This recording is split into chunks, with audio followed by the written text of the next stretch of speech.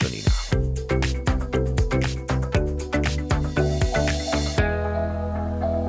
This is Newsday. Got a text coming in. This is Claire from Brighton, who says, we'll always have that night in the local hero pub next to Leicester City ground the night they won the Premier League. Grown men cried, says Claire from Brighton, and you did too. You will be missed, Matthew. Was that not surely the best moment of your professional career, or was that it was personal? One of them. It was undeniably one of the great nights of my career, being in Leicester on the day they won the title. It was a wonderful thing. Back where I started, a long time ago. Can you remember it as clearly as yesterday? No. Oh, OK. Well, here's something that might help you.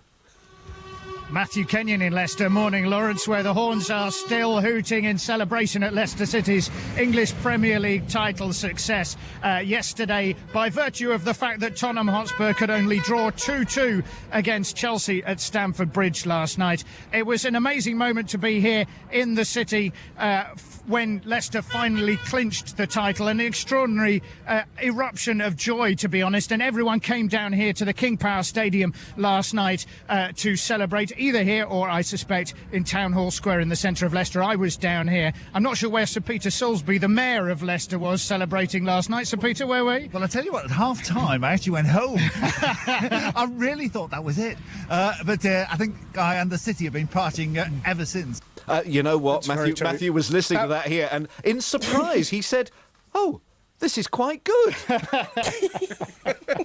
It was a great moment, and I'm pleased to say, or pleased to hear, that I sounded rather energetic because I'd only had about 2 hours sleep, because it finished late and started early. And it went round the world, and we've got quite a lot of comments from around the world as well, haven't we? My goodness, Lawrence, if you can see the number of texts, let me read some. Matthew, you've been the highlight of my daily commute for the last 10 years. This is Simon, who's in Malta. He says someone has big shoes to fill at the Beeb. Good luck.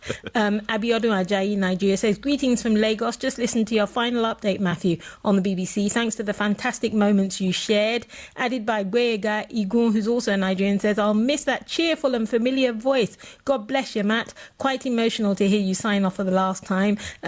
George Addo Jr. says, congrats, you've been a great inspiration. Listen to you throughout my senior secondary school days and university days. Such great service. And Anne Foster says, going to miss you. Have so enjoyed listening to you over the years. Very best of luck with what you do next. And somebody says, what? Matthew, where are you going? You always made my days during Nation Cups. Your commentary was always brilliant. I'll miss you dearly. That's very kind of everyone for getting in touch. I have to say, it's a good thing for the ego to leave, because everyone's been really lovely in saying how much of an impact I've had over the years, and hopefully that is something that I've done and make people enjoy themselves. We had a lovely little incident while we were on air as well. We had an email exchange with someone who was saying, hang on a minute, why aren't you covering Liverpool?